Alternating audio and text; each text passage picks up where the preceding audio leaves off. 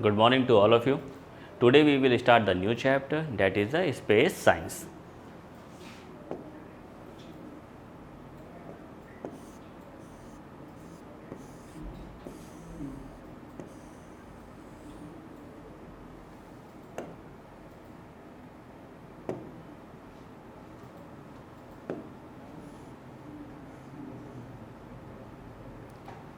Don't postpone your happiness.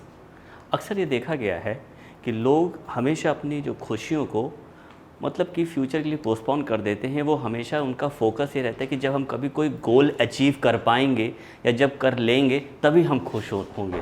उससे पहले वो लोग हमेशा तो डिप्रेस रहते हैं या उनका जो मोरल होता है बहुत लो होता है। तो ये हमेशा आप कभी हमेशा ध्यान रखिएगा, सक्सेस का हैप्पीनेस से कोई रिलेशन नहीं है।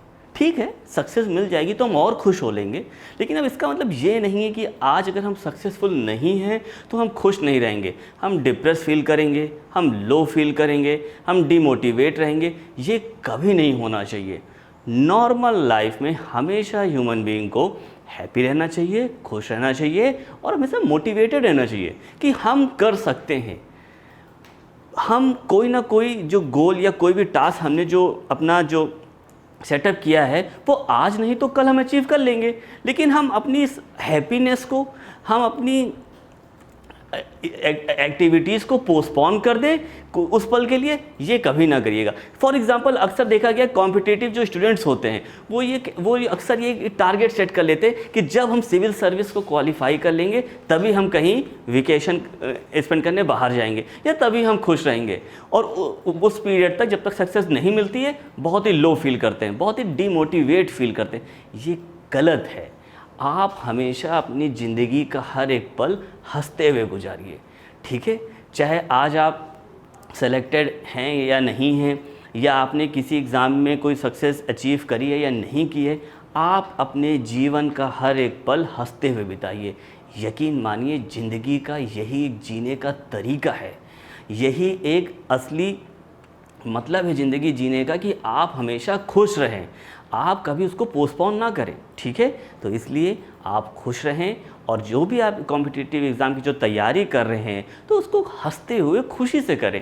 क्योंकि देखो, पढ़ना तो आपको है ही है, आपको अपने टारगेट को अचीव करना है ही है, तो आप हमेशा कोशिश करें कि उसको हमेशा हंसते हुए मोटिवेटेड होकर ही हमेशा उसको अचीव करें। ठीक है, तो इसलिए हमेशा खुश रहें। तो स्टार्ट करते हैं अपना topic, that is the space science.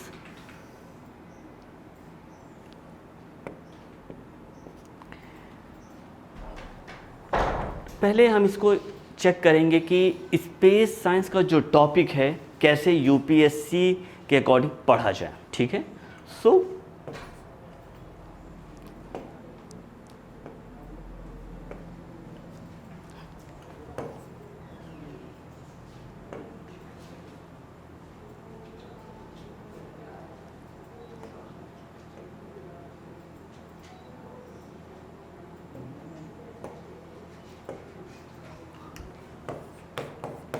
Space science में देखा जाए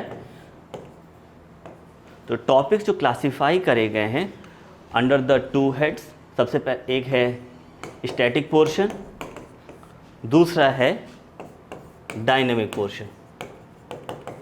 ठीक है, स्टैटिक पोर्शन में जब हम देखते हैं तो जो नॉर्मल जो टॉपिक्स आते हैं जैसे कि टर्मिनोलॉजीज़, या प्लीज़ इसको नोट डाउन करते रहें क्योंकि ये मटेरियल में नहीं रहता है। तो आप जो मेरा लेक्चर है प्लीज़ आप उसको कुछ जो मैं उसको जो बोलता रहता हूँ आप उसको नोट भी करते रहा करिए।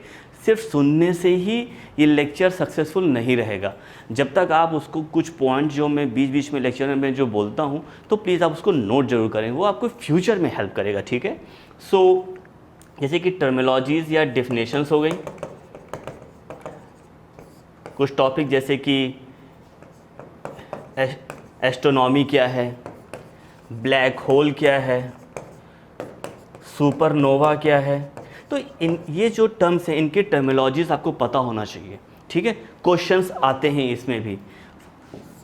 2019 के यूपीएससी में पूछा जा चुका है ब्लैक होल के बारे में, ठीक है। तो ये एक स्टैटिक पोर्शन है, इससे पूछा जा चुका है।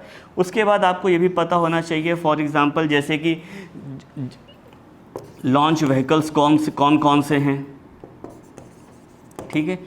ऑर्बिट्स, कितने तरह के ऑर्बिट्स होते हैं जहाँ जहाँ सेटेलाइट लॉन्च किए जाते हैं। तो ये जितना भी स्टैटिक पोर्शन है, क्वेश्चन इस पे भी आते हैं, ठीक है। तो आपको ये पोर्शन भी कवर करना है। इस पे भी पूछा जा चुका है ऑर्बिट्स पे, जियो स्टेशनरी ऑर्बिट पे 2014 के यूपीएससी में पूछा जा चुका, 2011 में पूछा जा चुका है, आई थिंक सो 2011 में यूपीएससी में इसके पूछा जा चुका है। तो यूपीएससी स्टैटिक पोर्शन भी स्पेस साइंस में कभी कभी क्वेश्चन पूछ लेता है, तो आपको ये सब पता होना चाहिए, ठीक है। जब हम बात करते हैं डायनेमिक पोर्शन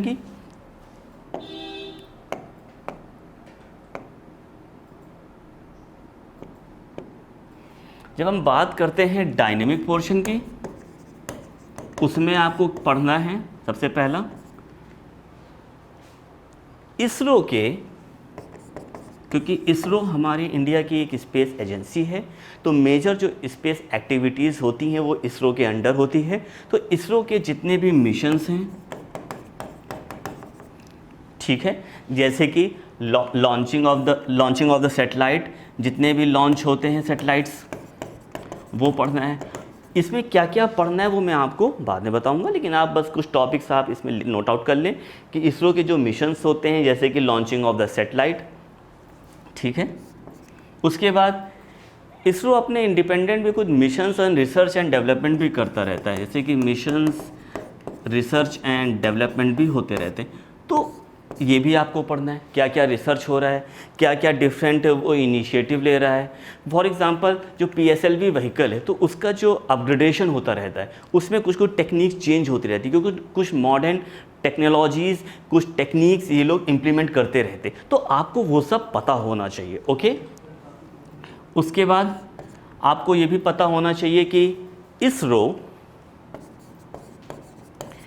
किस फॉरेन कंट्री की स्पेस एजेंसी के साथ MOU साइन करता है या कोई मिशन एग्रीमेंट करता है, तो ये भी आपको पता होना चाहिए। फॉर एग्जांपल जैसे कि इसरो ने जापान के स्पेस एजेंसी के साथ नेक्स्ट जो लूनर मिशन है उसमें एग्रीमेंट साइन किया हुआ है कि जो अपना जो नेक्स्ट जो लूनर मिशन होगा हम लोग जापान के साथ करेंगे। तो ये आपको पता होना चाहिए, ठीक है।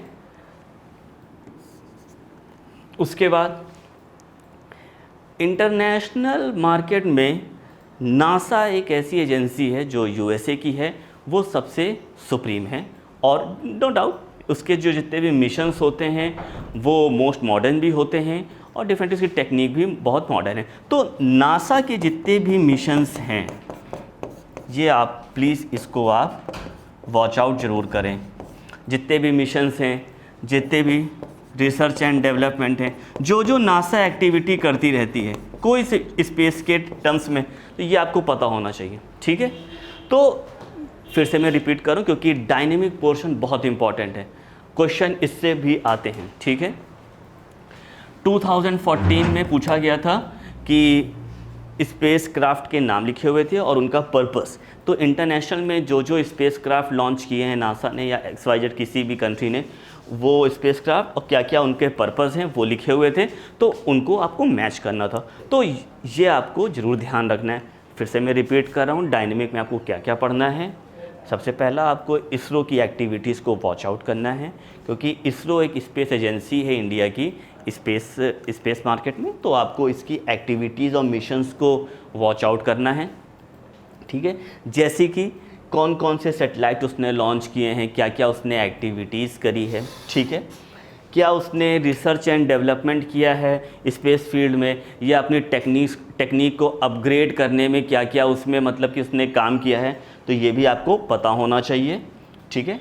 उसके बाद इसरो अगर किसी फॉरेन कंट्री के साथ MOU साइन करता है या कोई एक एग्रीमेंट साइन करता है कोई भी मिशन कैरी आउट करने के लिए, तो ये भी आपको पता होना चाहिए। जैसे कि लेटेस्टली आपने ध्यान दिया होगा, इसरो ने जापान की स्पेस एजेंसी के साथ MOU साइन किया हुआ है कि हम लोग नेक्स्ट अपना लूनर मिशन करेंगे, ठीक है। उसके बाद इंटरनेशनल में अगर देखी जाए, हर मोस्टली कंट्रीज जितनी भी डेवलप्ड कंट्रीज़ हैं उनकी अपनी अपनी स्पेस एजेंसीज़ हैं, चाहे वो ब्रिटेन की हो, चाहे वो कनाडा की हो, चाहे वो जापान की हो, सबकी अपनी अपनी है। लेकिन नो डाउट नासा हमेशा टॉप पे रहा है। स्पेस एक्टिविटी में जो भी मोस्टली जो मॉडर्न एक्टिविटीज़ हैं, जो भी बहुत ज़्यादा इनिशिएटिव जो इनिशिएटिव जो लेता है वो नासा ही लेता है। तो जो प्रोसेस आप इसरो के टर्म्स में आप पढ़ेंगे वही सेम प्रोसेस, जितने missions, activities, research and development आपको नासा के का भी पढ़ना पड़ेगा, ठीक है। तो इंटरनेशनल में सिर्फ आपको नासा वॉच आउट करना है। डेफिनेटली आप चाहो तो किसी का भी कर सकते हो, ये तो आपका पर्सनल विल है, लेकिन मेरा ये कहना है कि नासा को ही आप फोकस करें और इंडिया में इसरो को फोकस करें। अगर आप इस फॉर्म से अपने आप स्पेस को, मतलब कि करंट से भी आपको, मतलब जिसको डायनेमिक भी कहते हैं, डायनेमिक मतलब करंट जो चल रहा है, ठीक है। तो आप अपने स्पेस साइंस के टॉपिक को डायनेमिक पोर्शन आप ऐसे कवर करेंगे, और स्टैटिक पोर्शन तो डेफिनेटली हम बता चुके हैं, आपको डिफिनीशंस एंड टर्मिनोलॉजीज पढ़ना पड़ेगा कि ब्लैक होल क्या होता है, सुपरनोवा क्या होता है, तो ये सब आपको पता होना चाहिए। तो आप दोनों को मिक्स आउट करके पढ़ेंगे, क्योंकि यूपीएससी दोनों से क्वेश्चन पूछ चुका है। आप प्लीज़ आप दोनों कवर करेंगे, स्टैटिक पोर्शन भी आप कवर करेंगे और आप डायनेमिक पोर्शन भी कवर करेंगे, ठीक है।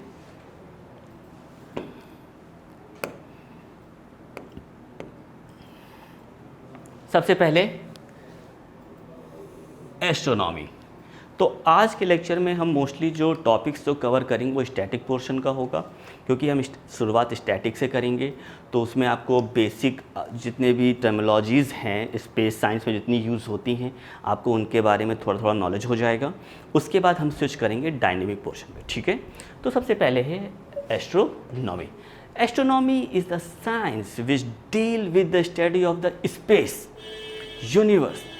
पूरे यूनिवर्स में, पूरे स्पेस में जितने भी ऑब्जेक्ट हैं, जितने भी सेलेस्टियल ऑब्जेक्ट्स हैं, जितने भी एस्ट्रोनॉमिकल ऑब्जेक्ट्स हैं, उनकी स्टडी को हम एस्ट्रोनॉमी के अंदर करते हैं। कैसे वो उनका ओरिजिन कैसे हुआ, for example planets, for example satellites, for example stars, इनका ओरिजिन कैसे हुआ, ठीक है। ये कैसे फॉर्म, इनका फॉर्मेशन कौन कौन से कंपोनेंट से होता है, ये कैसे एग्जिस्ट करते हैं, कौन कौन से इसमें रिएक्शंस होते हैं, ठीक है। Whether they are the rocky surface और whether they are the gaseous, तो डिफरेंट पैरामीटर्स आर देयर। ये सारी जो स्टडी है वो हम लोग किसके अंदर करते हैं, एस्ट्रोनॉमी के अंदर करते हैं, okay. We also studies some phenomena also, जैसे कि कुछ फिनोमिना है, जैसे कि सुपरनोवा क्या है, एक्सप्लोजन क्या है, ब्लैक होल क्या है। तो ये सारे जितने भी स्पेस पे जितनी भी एक्टिविटीज़ होती हैं, जो भी उनका प्रोसेस है, जो भी इनके फिनोमिना है, ये सारा जो प्रोसेस हम स्टडी करते हैं एस्ट्रोनॉमी के अंदर, okay, got it. Next is universe. Universe is all about the space and time. It consist of galaxies, planets, satellites, asteroids, everything. सब कुछ जो भी यूनिवर्स में है उसको कंबाइंड करके हम कहते हैं यूनिवर्स, ओके। वो इज कंसिस्ट ऑफ एवरीथिंग, चाहे वो एनर्जी मैटर हो, चाहे वो प्लैनेट हो, गैलेक्सीज, स्टार, सैटेलाइट, एवरीथिंग, इन सब के कंपोजिशन को हम लोग कहते हैं यूनिवर्स, ओके, गॉट इट।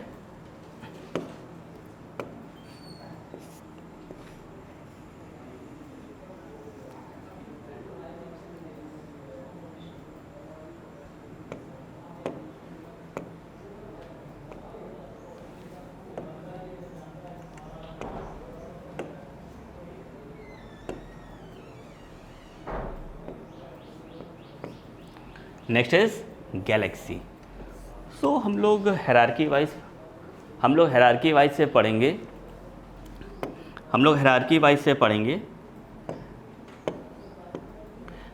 सबसे पहले हम लोगों ने यूनिवर्स पढ़ा था, उसके बाद गैलेक्सी, ओके।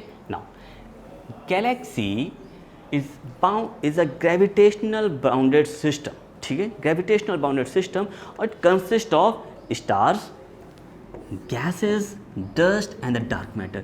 ये जो सारे जो सिस्टम है, चाहे वो स्टार्स हों, चाहे वो गैलेक्सी हो, चाहे वो डस्ट पार्टिकल्स हो, ये सब एक ग्रेविटेशनल फोर्स से एक दूसरे को अट्रैक्ट करते रहते हैं और एक दूसरे के साथ इकट्ठा रहते हैं। ठीक है, तो इस पूरे सिस्टम को हम लोग कहते हैं गैलेक्सी कहते हैं। ठीक है, नाउ तो there in every galaxies there are billion of stars. So हर एक गैलेक्सी में अलग अलग different number of the stars होते हैं।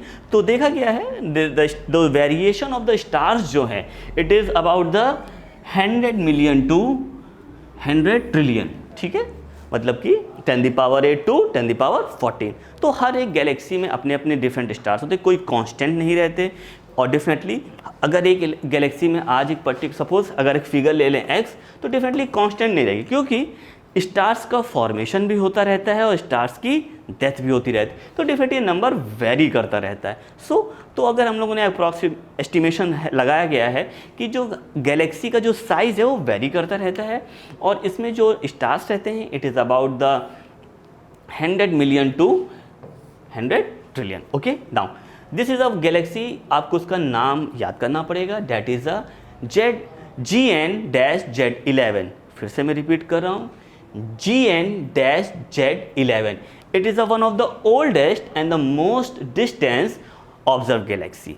ये सबसे पुरानी गैलेक्सी है अभी तक ऑब्जर्व करी गई है। ठीक है, और एक चीज़ आपको मैं बता देता हूँ कि जो स्पेस साइंस में है, जो भी हम लोग फैक्ट्स स्टडी करते हैं, ये वेरी भी कर सकता है, हो सकता अप टू जो अभी हम लोगों ने जो फैक्ट लिखा। फॉर एग्जांपल जो ये गैलेक्सी लिखा हुआ है, ये अभी तक की रिसर्च ने ये हम लोगों ने ऑब्जर्व किया है कि it is the oldest and the most distance object. तो इसकी जो डिस्टेंस है that is the 32 billion light year. So अभी तक ये है, अगर कल कोई XYZ कोई दूसरी गैलेक्सी अगर डिस्कवर हो जाती डेट इज़ द ओल्डेस्ट, तो it will be replace. Okay, तो अभी आप तक आपको ये नाम याद करना पड़ेगा, डेट इज़ GN-Z11। ठीक है, नाउ हम लोग किस गैलेक्सी में रहते हैं, that is the Milky Way. ठीक है, हम लोग का जो अर्थ है, जो हम लोग अर्थ जिस प्लैनेट पे रहते हैं, that exist in a galaxy that is the Milky Way, जिसका जो डायमीटर है it varies from 1,50,000 to 2 lakh light year. ठीक है, और इसकी जो सेंट्रल थिकनेस है that is the 10,000 light years. ये जो स्टैटिस्टिक फिगर्स हैं ये प्लीज़ आप याद कर लीजिएगा, ये UPPCS में पूछा जा सकता है। स्टेट जो सिविल सर्विस में है, कभी कभी आपको इन फैक्चुअल पैरामीटर्स पे आप पे क्वेश्चन पूछे जा सकते हैं। ठीक है, तो हम अपनी गैलेक्सी के बारे में पढ़ते हैं। तो जो गैलेक्सी है वो हमारी मिल्की वे है। ठीक है, तो हमने बोला था there are so many galaxies जो कंबाइंड करके बनाती हैं यूनिवर्स। ठीक है, so thereby approx there is 10⁻10 such galaxies जो कंबाइंड करके बनाती हैं एक यूनिवर्स। ठीक है, now galaxies are not fixed. ये इसका मतलब ये है कि गैलेक्सीज जो है वो कोई एक कांस्टेंट नहीं, उनका जो साइज़ है, फॉर एग्जांपल अगर एक ये गैलेक्सी है, फॉर एग्जांपल अगर चलो मिल्की वे ही ले लेते हैं, अगर हम इसको कह दें कि this is a Milky way Galaxy, तो इसका जो साइज़ है ये कांस्टेंट नहीं है, ये वेरी करता है, ये एक्सपैंड होता रहता है। क्यों? क्योंकि हमने आपसे पहले भी कहा था कि जो स्टार्स हैं वो बर्थ भी होता है उनका और उनको डेथ भी होता है। ठीक है, तो कोई स्टेबल नहीं रहता। तो डेफिनेटली जब कोई न्यू कमर किसी फैमिली में आएगा तो डेफिनेटली फैमिली एक्सपैंड कर जाएगी। तो ठीक है, तो डेट्स वाई जो साइज ऑफ द जो गैलेक्सी है वो फिक्स नहीं रहता, वो एक्सपैंड करता रहता है। ठीक है, वो बढ़ता रहता है। नाउ अब ये हम लोग ये कह भी सकते हैं कि presently we are living in an expanding universe. हम लोग बढ़ते हुए यूनिवर्स में जा रहे हैं। आज हो सकता है जो मिल्की वे का साइज इतना है, हो सकता है फिर वो वेरी कर जाए, वो कुछ सालों बाद वो और बड़ा हो जाए। ठीक है, तो definitely we are living in a expanding universe. तो ये कैसे पता चलेगा कि हमारा यूनिवर्स एक्सपेंड कर रहा है? Now this phenomena is called as a red shift. इस गैलेक्सी में जो लाइट है उसकी जो फ्रीक्वेंसी है वो शिफ्ट हो रही है towards the red colour, and this phenomena is known as the red shift, and this shows that our galaxy is expanding. फिर से हम रिपीट करते हैं, जो हमारी गैलेक्सी की जो लाइट है उसकी जो फ्रीक्वेंसी है that is the shifting towards the red colour. ठीक है, इस प्रोसेस को हम लोग कहते हैं रेड शिफ्ट। इस प्रोसेस को हम लोग कहते हैं red shift. Okay, now this red shift process shows that our galaxy is expanding. ठीक है, ये चीज़ ध्यान रखिएगा, कभी कभी यूपीएससी में पूछा जा सकता है what is red shift in space science. Now red shift indicate that the Galaxy is expanding. Okay, now this principle is based on the principle that is known as the Doppler effect. That is known as the Doppler effect. Physics में एक principal है, बस आपको केवल इस principal के बारे में पढ़ लीजिए, बस सिंपल सा है, ज़्यादा इसकी डेप्थ में जाने की ज़रूरत नहीं है। ये प्रिंसिपल ये कहता है कि जब कभी भी कोई भी ऑब्जेक्ट मूव करता है तो उसकी जो फ्रीक्वेंसी है वो चेंज होती रहती है नाउ। ठीक है, तो आपकी जो फ्रीक्वेंसी जो वेव आ रही है वो चेंज होगी, और इस प्रिंसिपल को हम लोग कहते हैं डॉपलर इफेक्ट या डॉपलर शिफ्ट। ठीक है, नाउ यही सेम प्रिंसिपल अप्लीकेबल होता है यूनिवर्स में भी या इसमें रेड शिफ्ट में भी, इसीलिए इस प्रिंसिपल को यहाँ पर लिखा गया है। ठीक है, तो इसमें ज़्यादा डेप्थ में जाने की ज़रूरत नहीं है, बस आप इतना समझ लें, इस पूरे इसको लिंक कर लें कि जो रेड शिफ्ट जो होता है वो क्या इंडिकेट करता है कि expanding of the universe, and now it is based on the principal that is the Doppler effect. Okay, बस ये तीन चीज आपको लिंक करना है। Okay, got it?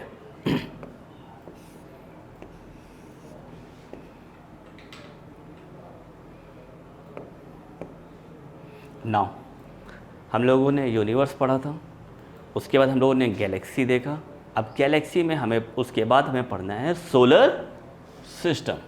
Now solar system is consist of the planets, satellite, asteroids and extra. It is also the gravitational bound system. अगर हम अपने ही सिस्टम को, सोलर सिस्टम को देखें तो डेट इज़ द सन। ठीक है, ये डिफरेंट प्लैनेट्स हैं हमारे। ठीक है, और ये सारे यहाँ पे कुछ सैटेलाइट्स होंगे, कुछ एस्टेरॉइड्स होंगे, ये सब लोग एक दूसरे के ग्रेविटेशनल बाउंड रहते हैं। ठीक है, तो इस कंबाइंड सिस्टम को ही सोलर सिस्टम कहते हैं। ठीक है, फिर से हम इसको रिपीट कर सकते हैं कि सोलर सिस्टम जो है it consist of the sun, planet and satellite and asteroids. ठीक है, और ये पूरा जो सिस्टम है एक ग्रेविटेशनल बॉन्ड सिस्टम है। ठीक है, तो जैसे कि हमने भी देखा अपने सोलर सिस्टम में, जैसे कि सन है and there are the different planets are there, हर एक प्लैनेट्स के अपने अपने सैटेलाइट्स हैं, और सभी लोग एक दूसरे के ग्रेविटेशनल बॉन्ड रहते हैं, तभी ये एक दूसरे अपने ही ऑर्बिट पे रोटेट करते रहते हैं, कभी एक दूसरे के ऑर्बिट पे स्विच नहीं करते। ठीक है,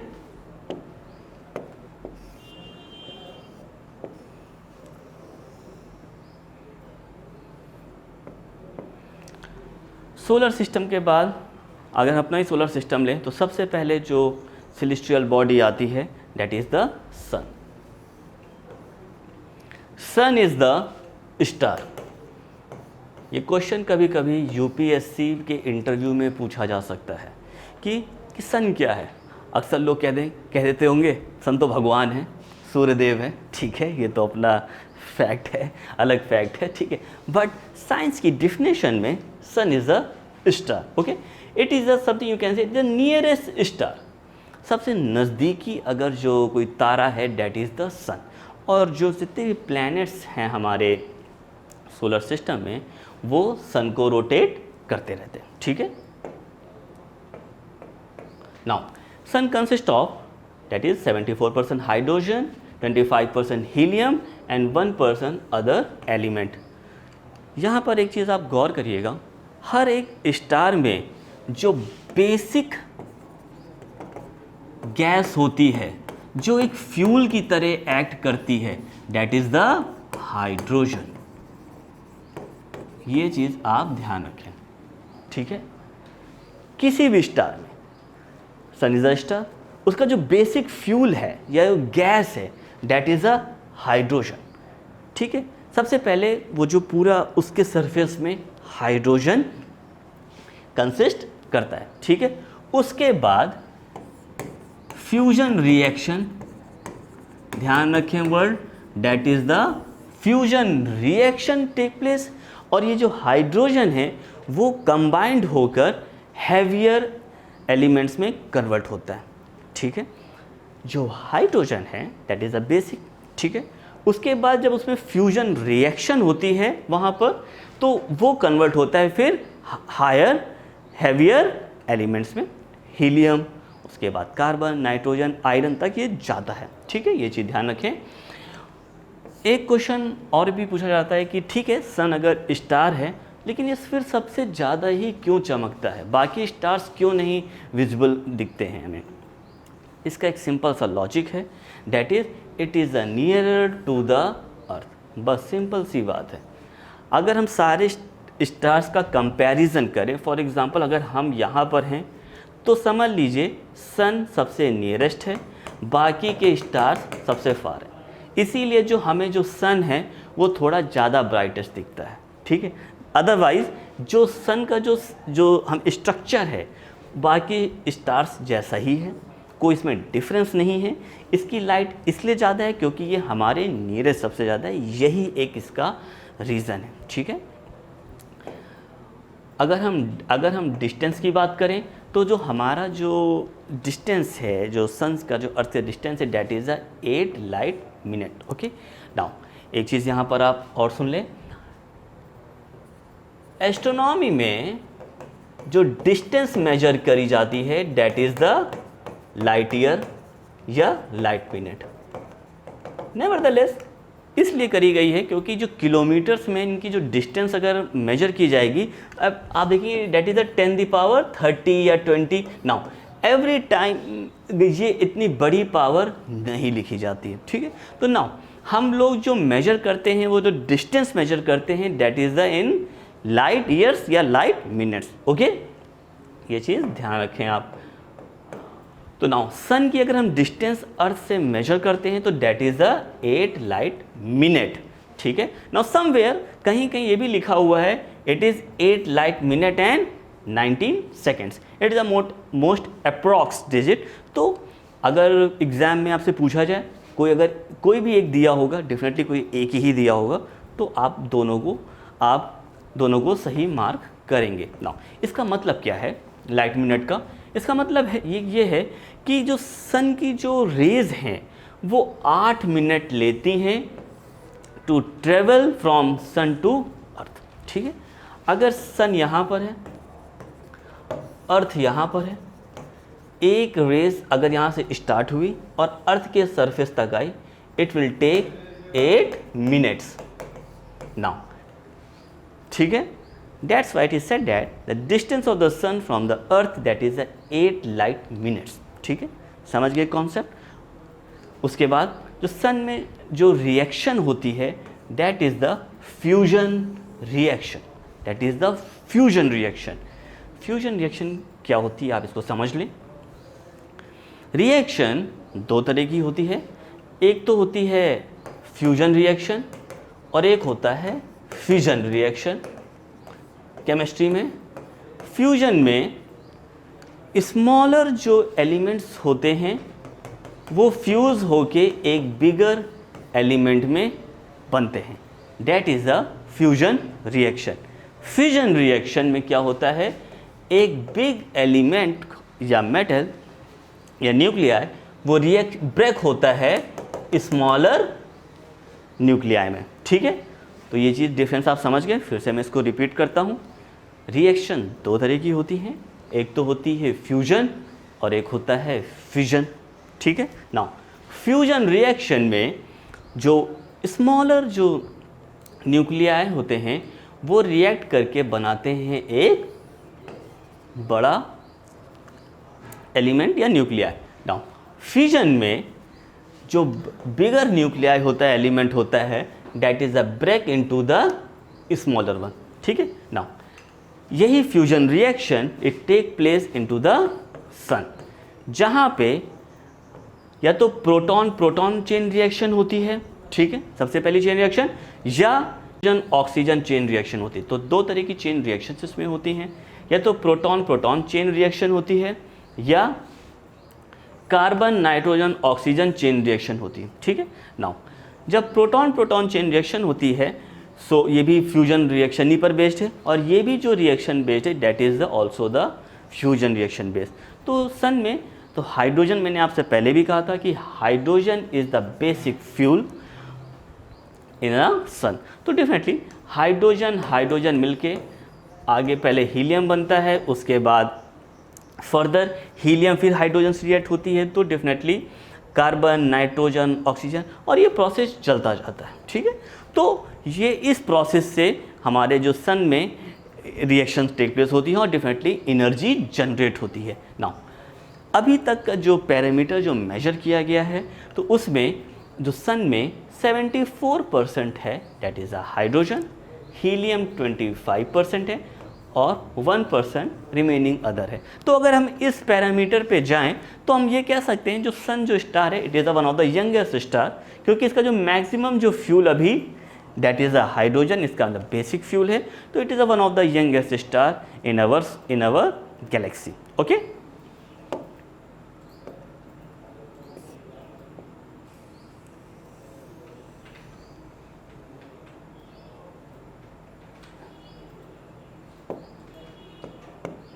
नेक्स्ट इज प्लैनेट।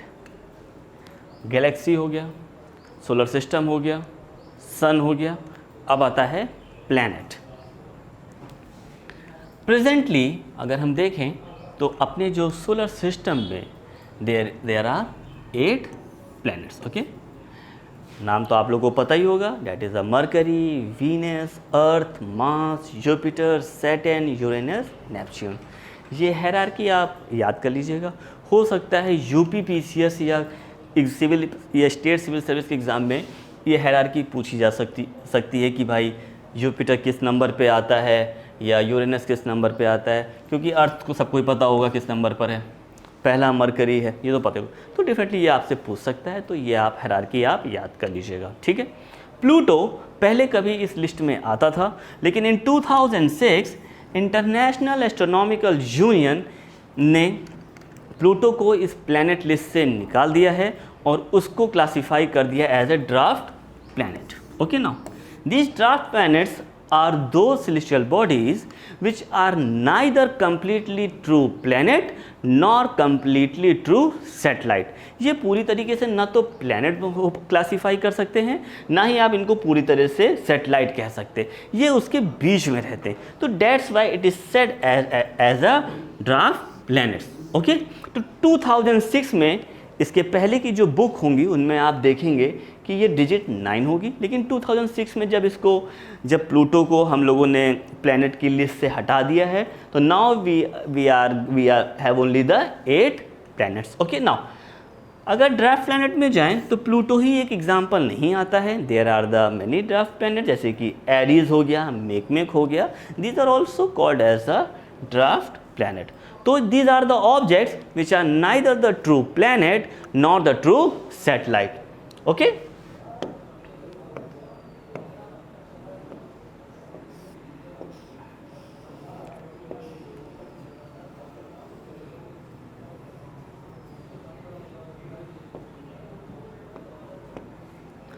अगर हम लोग प्लैनेट्स का क्लासिफिकेशन करें तो प्लैनेट्स का जो क्लासिफिकेशन है वो टू टाइप्स में होता है। एक तो होता है टेरेस्ट्रियल प्लैनेट्स, दूसरा है हमारा जूवियन प्लैनेट्स, ठीक है। सो इनके हम फीचर्स एक वन बाय वन पढ़ते हैं। सबसे पहले है टेरेस्ट्रियल प्लैनेट्स। टेरेस्ट्रियल प्लैनेट्स जो प्लैनेट्स होते हैं वो इनर प्लैनेट्स होते हैं, ठीक है। अगर आप ये इमेजिन कर लें, ये हमारा सन है, उसके बाद मरकरी, वीनस, अर्थ, मार्स, ये टेरेस्ट्रियल प्लैनेट्स में आते हैं। उसके बाद बेल्ट आती है, एस्ट्रॉइड्स बेल्ट आती है। उसके बाद हमारे आते हैं जूवियन प्लैनेट्स, जैसे कि Jupiter, Saturn, Uranus, and Neptune. Okay now, तो जो जितने भी आप ये समझ लें जो मार्स तक जो प्लैनेट हैं वो those are called as a terrestrial planet, और उसके बाद के जो प्लैनेट्स हैं जुपिटर से that is known as a jovian planet, जिनको क्लासिफिकेशन और भी कहा गया है that is a outer planet. ठीक है, now these terrestrial planets are relatively small. आपने गौर किया होगा जो शेप है, जो आप अगर शेप में जाएंगे तो अर्थ का शेप, चाहे मरकरी का शेप या वीनस का शेप, ये बहुत ही स्मॉल दिखते हैं। ठीक है, और बहुत ही डेंस हैं। ठीक है, बहुत ही स्मॉल होते हैं और बहुत ही डेंस होते हैं। लेकिन जब हम देखते हैं Jupiter, Saturn, Uranus, these are bigger planet, इनका जो साइज़ होता है वो as compare to the terrestrial planet थोड़ा इनका साइज़ बड़ा होता है। ठीक है, और इनकी डेंसिटी बहुत लो होती है। ठीक है, ये चीज़ ध्यान रखें, क्योंकि अगर ये डेंस हैं तो डेफिनेटली ये जो मोस्टली बने होते हैं या तो रॉक से बने होते हैं या ये मेटेलिक मटेरियल इनमें कोई होता है। ठीक है, डेफिनेटली अगर इनमें लो डेंसिटी है तो मोस्टली इसमें गैसियस होगा, date is a hydrogen and helium. ठीक है, क्लासिफिकेशन मैंने आपको बता ही दिया है कि मरकरी से लेकर मार्स तक का जो भी प्लैनेट है, mercury, Venus, earth, Mars come under the terrestrial planets, जिनको हम लोग इनर प्लैनेट्स भी कहते हैं। और उसके बाद जुपिटर, सैटर्न और जो नेपच्यून के जो प्लैनेट्स हैं, ये प्लैनेट्स हैं that is called as a jovian planets, और ये आउटर प्लैनेट्स में क्लासिफाइड करे गए हैं। ठीक है, तो टेरेस्ट्रियल प्लैनेट थोड़े मतलब कि स्मॉल होते हैं और ये थोड़ा डेंस होते हैं, जबकि आप जोवियन प्लैनेट्स पे देखें तो भाई ये प्लैनेट्स थोड़े इनका साइज़ बड़ा भी होता है और ये थोड़ा इनकी डेंसिटी लो होती है। ठीक है, ये दो क्लासिफिकेशन है, प्लीज़ आप इसको याद करिएगा।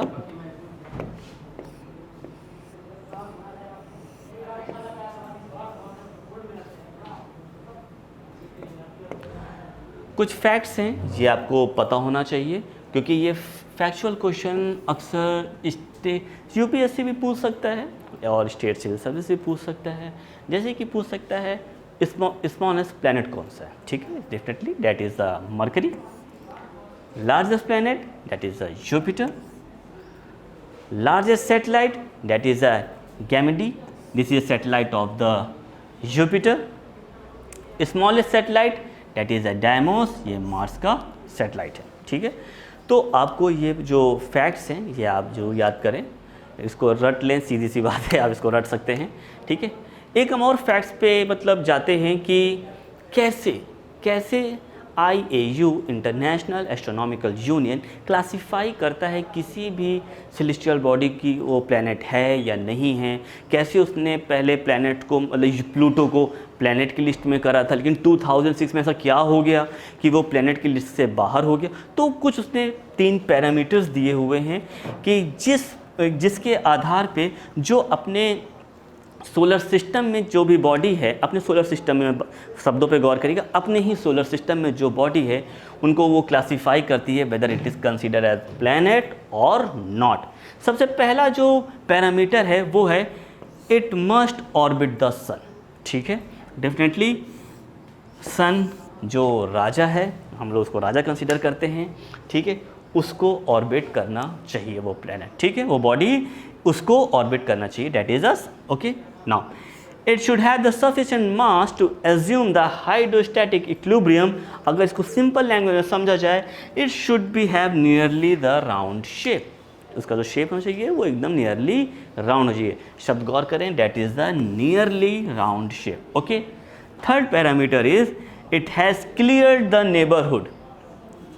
It has clear the neighbourhood, इसका मतलब the object was exert the gravitational force with in.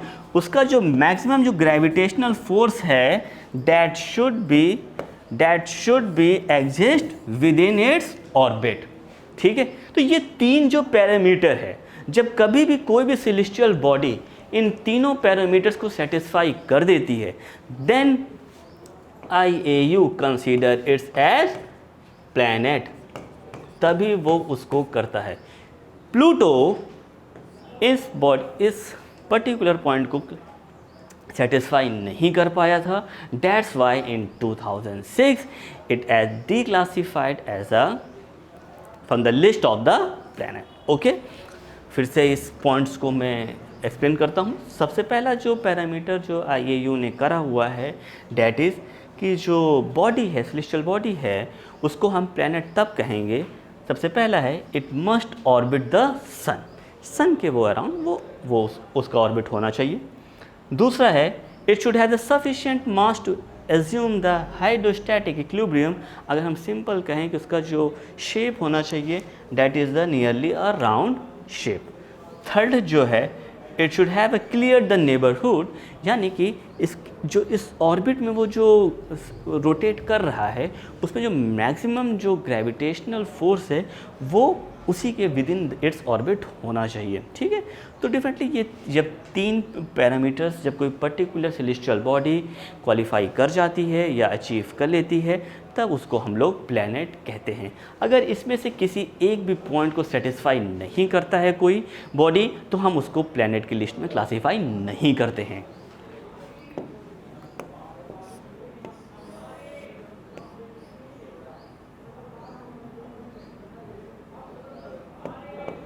Next is nebula. Nebula is a cluster of star and gaseous clouds. Now, जितने भी गैलेक्सी में आप इसको देख रहे होंगे, ये एक नेबुला की फ़ोटो है। ठीक है, आप इससे समझ सकते हैं दैट इज नेबुला। स्टार्स भी हैं, गैसेस भी है, इस कंबाइंड स्ट्रक्चर को हम लोग एस्ट्रोनॉमी में नेबुला कहते हैं। ये इतना घना होता है, इसमें सारे डस्ट पार्टिकल्स भी होते हैं, गैसेस भी होते हैं, स्टार्स भी होते हैं। ठीक है, तो यहीं से ही क्लाउड, यहाँ से ही स्टार्स का बर्थ भी होता है, क्योंकि जब गैसेस है डेफिनेटली वो एनर्जी जनरेट होगी और डेफिनेटली जब वो कंडेंस होता है तो यहीं से ही क्लाउड, यहाँ से इन्हीं क्लाउड से ही स्टार्स का बर्थ होता है। ठीक है, तो ये बर्थ होता है। और हमारा जो मिल्की वे में भी एक नेबुला है that is the Orion. Orion is a nebula that is the within the Milky Way. ठीक है, नाउ दिस यहाँ पे डिफरेंट टाइप ऑफ गैसेज होती हैं, जैसे कि हाइड्रोजन हो गया, हीलियम हो गया एंड अदर आयोनाइज्ड गैसेज भी होती हैं। तो जब ये कंडेंस होती हैं एक के साथ तभी इन्हीं नेबुला से ही स्टार्स का बर्थ टेक प्लेस होता है। ये फिगर आपको अपने दिमाग में बैठा लीजिए, आसानी होगी समझने में। यहाँ पे गैसेस भी है, स्टार्स भी है। ठीक है,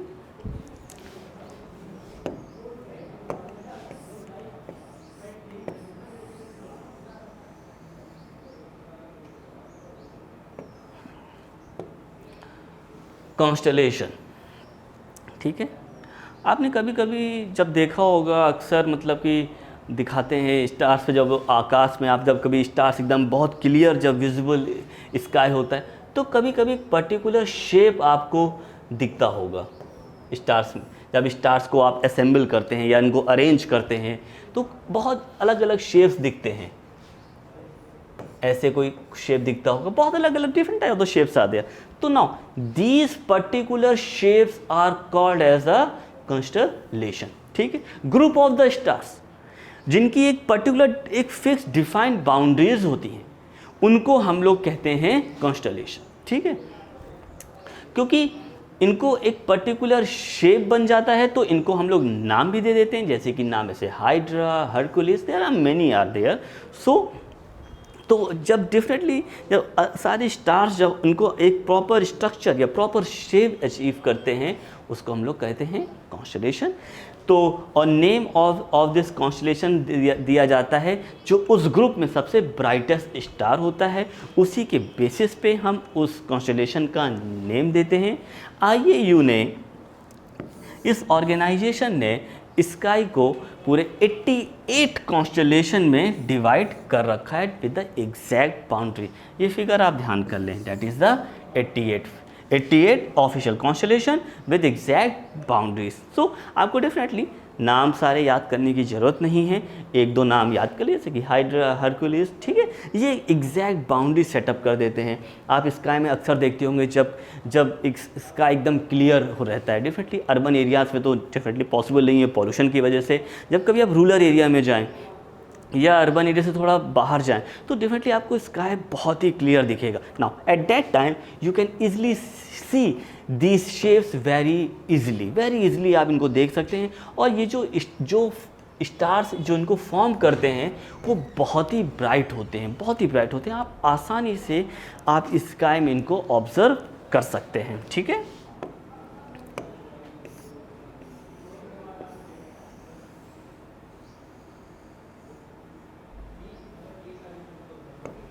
next is quasar, quasi stellar object. ये अपनी गैलेक्सी में एक ऐसे ऑब्जेक्ट होते हैं जो इतना ज़्यादा एनर्जी इमिट करते हैं, इवन अगर देखा जाए सारे अगर स्टार से हम गैलेक्सी के मिला दें उतनी एनर्जी वो इमिट नहीं कर पाते।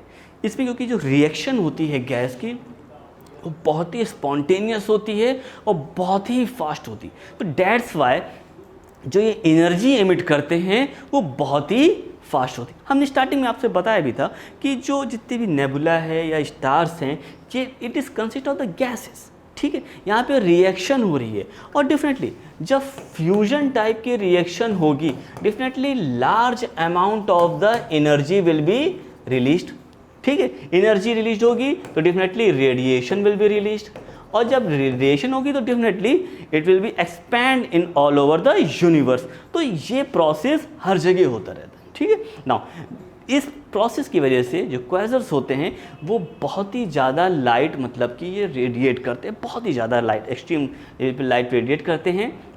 और इनकी लाइट अगर हम लोग किसी गैलेक्सी से कंपेयर करें it is 1000 times greater, it is 1000 times greater than any galaxy such as a Milky Way, ठीक है। ये टर्म भी आपको कभी कभी मिल जाएगा पढ़ने को, डेट इज़ अ क्वाज़र।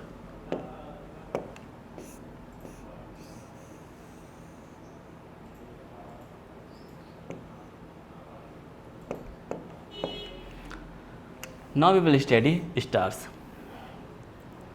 चांद तारे की लोग बहुत बातें करते हैं, ठीक है। तो पता तो होना चाहिए कि जिसकी हम बातें कर रहे हैं वो कैसा है, क्योंकि बातें करना तो आसान है लेकिन डेफिनेटली अगर हम इसको जब हम लोगों ने पढ़ा इसमें तो देखा गया कि इसमें जो बेसिक जो फ्यूल है डैट इज़ अ हाइड्रोजन, और इसमें फ्यूजन रिएक्शन होती है और lot amount of the radiation और एनर्जी रिलीज़ करती है। नाउ अगर हम ये बेसिस पे अगर हम इन स्टार्स को पढ़ते हैं और इनको समझते हैं तो डेफिनेटली चांद तारे तोड़ने की कोई बात नहीं कहेगा, क्योंकि because it is not easy to touch it, okay. Definitely distance भी बहुत ज़्यादा हाई है, चांद तक तो पहुँचा ही जा चुका है, चांद तक तो हम लोग पहुँच ही चुके हैं, बहुत सारी इंटरनेशनल स्पेस एजेंसीज भी पहुँच चुकी हैं, इंडिया भी पहुँच चुकी है, लेकिन स्टार तक अभी कोई नहीं पहुँचा हुआ है, ठीक है। तो now stars is a sphere of the gases that hold together with a gravity, ठीक है। हमने पहले कहा था कि जो स्टार्स है वो गैसेस है और प्राइमरी जो फ्यूल होता है दैट इज़ अ हाइड्रोजन, और ये ग्रेविटी से ये मतलब कि बाउंड रहता है। तो उसमें गैसेस भी होती हैं, डस्ट पार्टिकल्स भी होता है, डार्क मैटर भी, सब कुछ होता है एक तरीके से, और ये पूरा एक कंबाइंड एक ग्रेविटी बाउंड सिस्टम होता है, उसको हम लोग कहते हैं स्टार्स, ठीक है। अगर हम बर्थ ऑफ द स्टार की बात करें, हमने देखा सुना पहले भी पढ़ चुके हैं कि स्टार का जो बर्थ होता है नेबुलास में होते हैं, ठीक है। इसमें क्योंकि जो क्लाउड होते हैं नेबुलास में, जब उनकी गैसेज जब कंडेंस होती हैं, जब वहाँ पे जो कंडेंस होती है, जो आयनाइज गैसेज होती हैं वो फिर कलेक्ट हो जाती हैं, ठीक है। उसके बाद वो लोग फॉर्म कर लेते हैं स्टार, ठीक है। नाउ स्टार का जो कलर होता है वो हमें डिफाइन करता है कि whether this star is hot और कोल्ड। डेफिनेटली यहाँ कोल्ड का मतलब ये नहीं है कि टेम्परेचर एकदम जीरो हो गया, नो, डेफिनेटली यहाँ पे टेम्परेचर होता है that is a very high temperature. So लेकिन उसके हॉट के टर्म्स में थोड़ा सा कम, that is terminology here is mean that is the cold, okay. Now तो जो कलर जो स्टार का होता है वो डिफाइन करता है उसका टेम्परेचर क्या है, किस एज का स्टार है, ठीक है।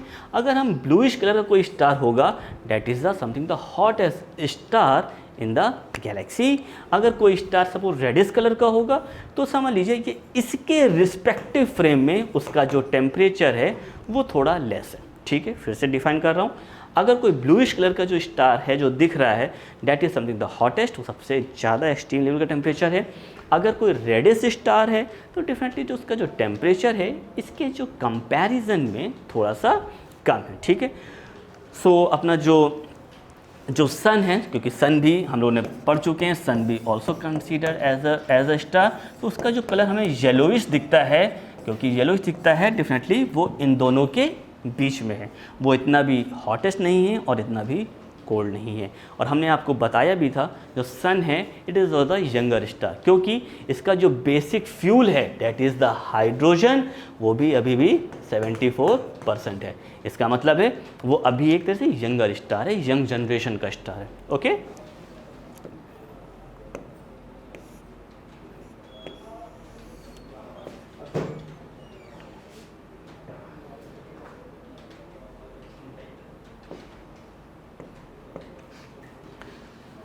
किसी का अगर जन्म हुआ है मृत्यु जरूर होगी, चाहे वो इंसान हो चाहे वो स्टार हो, ठीक है। तो जब आदमी मर सकता है तो स्टार भी मरेगा, ठीक है। ये तो हमें उसका पढ़ना भी पड़ेगा। Okay, now come to the topic, don't become very sensitive. Okay, now death of the star. किसी भी सिस्टम में जब एनर्जी ख़त्म हो जाती है automatically it will be death. Okay, now उसी तरह हर एक स्टार में जो प्राइमरी जो फ्यूल मैंने बताया था दैट इज़ अ हाइड्रोजन, जब वो हाइड्रोजन फ्यूल जब एंड अप हो जाता है, जब फिनिश हो जाता है, उसके बाद से जो स्टार जो होता है समझ लीजिए वो डेथ की पोजीशन पे आ चुका है। तो डेफिनेटली जब हाइड्रोजन जो फ्यूल है, जो बेसिक फ्यूल है, तो वो जब उसमें फ्यूजन हुआ तो डेफिनेटली वो हैवियर न्यूक्लियाई में कन्वर्ट हो गया। जैसे कि आप कह सकते हैं हीलियम, कार्बन, ऑक्सीजन, एक्स्ट्रा। ये प्रोसेस जाता जाता ये रिएक्शन कब तक जाती है? ये रिएक्शन जाती है मैक्सिमम जब तक आयरन मोस्टली नहीं बन जाता, ठीक है ना। उसके बाद जो स्टार है वो कॉन्ट्रैक्ट होने लगता है, ठीक है। जब हाइड्रोजन फ्यूल ख़त्म हो गया, हैवियर न्यूक्लियस के एलिमेंट उसमें रह गए, उसके बाद जो स्टार है वो कॉन्ट्रैक्ट होने लगा, ठीक है। अब वहाँ पे जब कॉन्ट्रैक्ट हो रहा है, फ्यूल ख़त्म हो गया, बेसिक गैस ख़त्म हो गई, तो अब फ्यूजन वहाँ पर नहीं होगा। No more fusion will take place. अब वहाँ फ्यूजन नहीं होगा, ठीक है। नाउ उसके बाद क्या होता है, जब फ्यूजन बंद हो जाता है, कॉन्ट्रैक्शन हो गया, तो डेफिनेटली अब यहाँ पे एक्सप्लोजन होगा। जब एक्सप्लोजन होगा, this stage is referred as a supernova stage, ठीक है। कॉन्ट्रैक्शन हुआ, सब पास है, एनर्जी जनरेट हुई, तो डेफिनेटली एक्सप्लोजन हो गया and now this stage is known as a supernova. और इस समय बहुत ही ज़्यादा एनर्जी यहाँ पे या रेडिएशंस यहाँ पे रिलीज होता है, ठीक है। उसके बाद एक्सप्लोजन के बाद जो स्मॉल स्टार्स हैं जिनका मास 1.4 सोलर मास से कम है, इस लिमिट को हम लोग कहते हैं चंद्रशेखर लिमिट। तो वो जो स्टार्स हैं वो कन्वर्ट हो जाते हैं वाइट ड्वार्फ में, ठीक है। जो बड़े स्टार्स होते हैं, जो बिगर स्टार्स होते हैं, वो कन्वर्ट होते हैं न्यूट्रॉन स्टार्स में कन्वर्ट होते हैं, ठीक है। वो स्टार किस में कन्वर्ट होते हैं? जो बड़े स्टार होते हैं, that is convert into the neutron star. Okay, now this neutron star जो होते हैं डेफिनेटली थोड़ी बहुत एनर्जी है, एकदम जीरो तो नहीं होगी, तो वो क्या होते हैं, वो स्पिन करने लगते हैं। और डेफिनेटली जब स्पिन अपनी पोजीशन पे करें, definitely automatically it will radiate the energy, radiations फिर वो रेडिएट करते हैं। नाउ इस फेस को न्यूट्रॉन स्टार के हम लोग कहते हैं पल्सर, ठीक है। इस फेस को हम लोग कहते हैं पल्सर। उसके बाद ये देखा गया है कि जितने भी बड़े स्टार्स होते हैं वो and up after the explosion, after all this phase at the black hole, ठीक है। इस प्रोसेस को एक बार आप फिर से समझ लीजिए, बहुत इंपॉर्टेंट है। सारी टर्मिनोलॉजीज जैसे कि सुपरनोवा, जैसे कि वाइट ड्वार्फ, जैसे कि न्यूट्रॉन स्टार, जैसे कि पल्सर और ब्लैक होल, ये सारे कैसे रिलेटेड हैं ये यहाँ पे आप आराम से समझ सकते हैं, ठीक है। फिर इसको रिपीट करते हैं। किसी भी स्टार में जो बेसिक जो गैस है, जो फ्यूल है, वो होती है हाइड्रोजन, ठीक है। नाउ हाइड्रोजन हमने कहा था कि इसमें फ्यूजन रिएक्शन होती है, तो वो कन्वर्ट होता है हैवियर एलिमेंट्स में कन्वर्ट हो जाता है, या हैवियर न्यूक्लियाई में हो जाता है, जैसे कि हीलियम, कार्बन, ऑक्सीजन, ठीक है। नाउ जब यहाँ पे जब मोस्टली जब स्टार में आयरन तक अचीव हो जाता है, ठीक है, उसके बाद कोई भी फ्यूजन रिएक्शन नहीं होती है, तो जो स्टार होता है वो कॉन्ट्रैक्ट करने लगता है, ठीक है। डेफिनेटली जब कोई पास आएगा तो भाई डेफिनेटली टकराव होगा, इसका मतलब एनर्जी जनरेट होगी, एनर्जी जनरेट होगी तो finally it will lead to the explosion and this stage is known as the supernova stage, supernova stage, okay.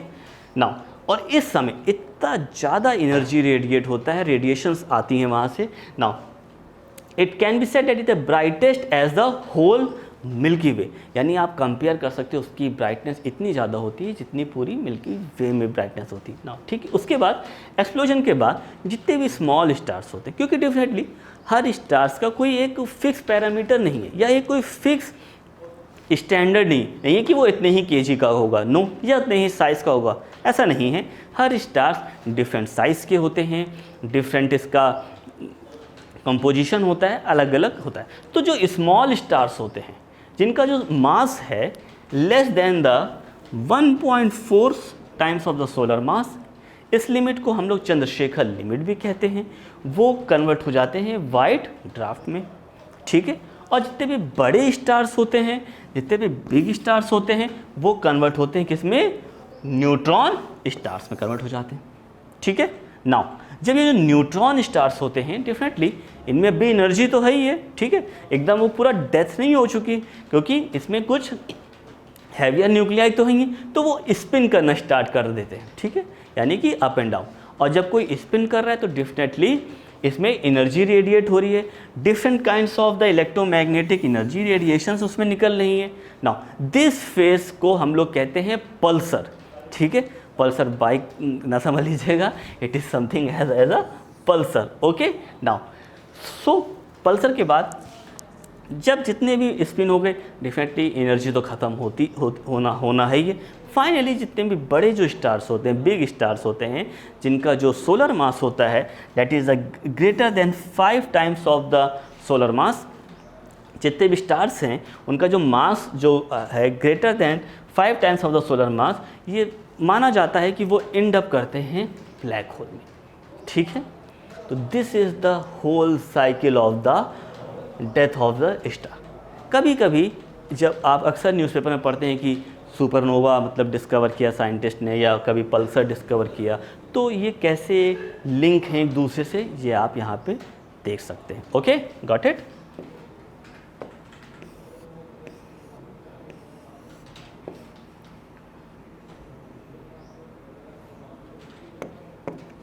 Now हम लोग जब डेथ ऑफ द स्टार्स पढ़ रहे थे तो हम लोगों ने कुछ 2 नए टर्म्स भी पढ़े थे। पहला टर्म था that is a Chandrasekhar limit, और दूसरा था सोलर मास। चंद्रशेखर लिमिट एक लिमिट तय की गई है एस्ट्रोनॉमी में, that is the maximum mass of the stable white dwarf star. Now it is calculated as 1.4 times of the solar mass, और इसका जो एग्जैक्ट अगर वैल्यू देखें दैट इज़ 2.765 इंटू 10⁻30 kg। ये फिगर आप प्लीज़ याद कर लीजिएगा, ठीक है। नाउ ये एक लिमिट फिक्स कर दी गई है एक पर्टिकुलर मास की, जो स्टेबल वाइट ड्वार्फ स्टार होते हैं उनकी, तो और इनका जो लिमिट है that is the 1.4 times of the solar mass, ठीक है। नाउ व्हाट इज़ सोलर मास?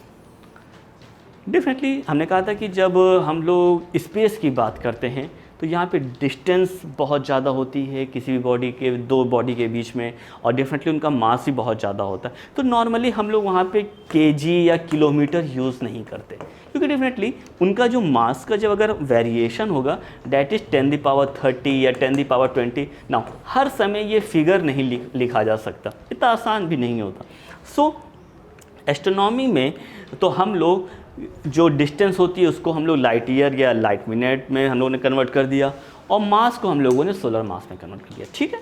ताकि हमें अगर किसी भी प्लैनेट या किसी भी सैटेलाइट या किसी भी स्टार का अगर फॉर एग्जांपल हमें मास मेजर करना है तो उसको हमें अगर लिखना है तो हमें लिखने में आसानी पड़े, that's why we make this standard that is a solar mass, ठीक है। Now solar mass is a standard in astronomy and it is equal to approx 2 into 10⁻30 kg, ठीक है। It is approx 2 into 10⁻30 kg, ठीक है। Now it is equal to the mass of the sun, बस solar मास क्या है, इसका जो unit है वो हम लोगों ने जो मास ऑफ द सन है उसको हम लोगों ने स्टैंडर्ड मान लिया है, और इसको अक्सर आपने देखा होगा एमओ के फॉर्म में मतलब मेंशन किया जाता है। ठीक है, now it is a mass of the sun, so and it is, इसकी जो यूनिट रखी गई है दैट इज़ अ 2 × 10⁻30 kg। और ये एस्ट्रोनॉमी में जितने भी जो सैटेलाइट हो गया, जितने भी प्लैनेट्स हो गए और ये स्टार्स हो गए, इन सबको मेजर करने के काम में आते हैं, क्योंकि डेफिनेटली ईजी है डिफाइन करना। तो सपोज फॉर एग्जांपल आप चंद्रशेखर लिमिट को फॉर एग्जांपल देख लें ना, 1.4 times of the solar mass, ये लिखना ज़्यादा आसान है और कंफर्टेबल भी as compare to this figure. ठीक है, क्योंकि ये फिगर डेफिनेटली बहुत ही ज़्यादा वाइड भी है और इतना आसान भी नहीं है लिखना, और डेफिनेटली ये लिखना बहुत आसान। तो ऐसी बहुत सारी फिगर्स आती हैं, तो इसलिए हम लोगों ने एक स्टैंडर्ड सेट किया है, that is the solar mass. Okay,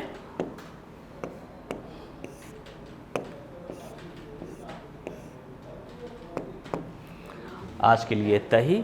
thank you to all of you, have a nice day.